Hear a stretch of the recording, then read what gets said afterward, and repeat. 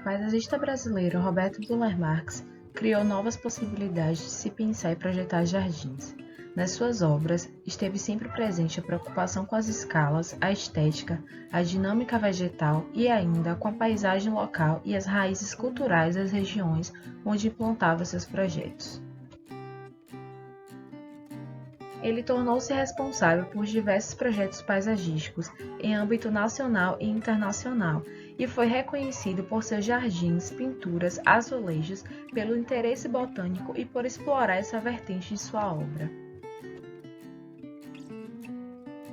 Após reformar os Jardins do Recife e realizar os Jardins do Ministério da Educação e Saúde no Rio de Janeiro e da Pampulha, em Belo Horizonte, o paisagista foi convidado em 1948 pelo prefeito José Vanderlei Pinho para embelezar as praças e jardins da cidade de Salvador.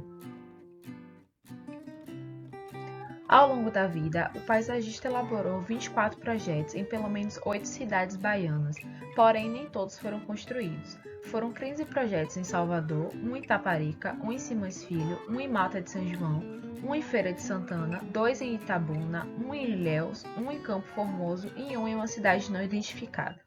Além desses conjuntos de projetos, Buller Marx também esteve presente ou ligado à Bahia em diversos momentos, conforme mostra o registro da imprensa baiana entre os anos de 1948 e 1988. A vinculação entre Buller Marx e a Bahia se deu em grande parte em razão dos anúncios dos seus projetos e exposições, especialmente até meados da década de 1960. A partir disso, na década de 70, houve na imprensa uma maior presença de registros enfocando o pensamento do paisagista em relação às questões ambientais. Entre o final dos anos 40 e 50, as notícias encontradas relatam a vinda de Buller Marx a Salvador, a fim de realizar a adaptação paisagística das principais praças da capital. Foram elaborados projetos para o Terreiro de Jesus, realizados em 1950, e para a Praça da Piedade, não implantado. No mesmo ano, foi noticiado o projeto de cunho privado para o Hotel da Bahia, que o paisagista destacava como oportunidade de colaborar com os arquitetos Paulo Antunes e Diógenes Rebouças. Os jornais da época também relataram o convite feito ao Buller Marx para projetar a arborização das ruas e áreas verdes do loteamento residencial Jardim Ipiranga, em 1951.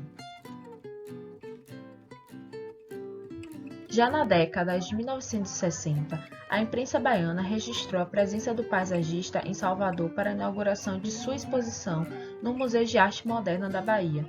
Nessa ocasião, ao conceder uma entrevista à imprensa local, ele afirmou que no jardim a planta era o ator principal, pois para projetá-lo era preciso compreender a estrutura, a formação e o crescimento do vegetal. Nos anos de 1970, o paisagista era grande palestrante sobre as questões ambientais, liderando simpósios e conferências e fazendo alertas sobre o desmatamento no Brasil. Nessa época também foi responsável pelo projeto de jardins do Centro Administrativo da Bahia, parcialmente implantados.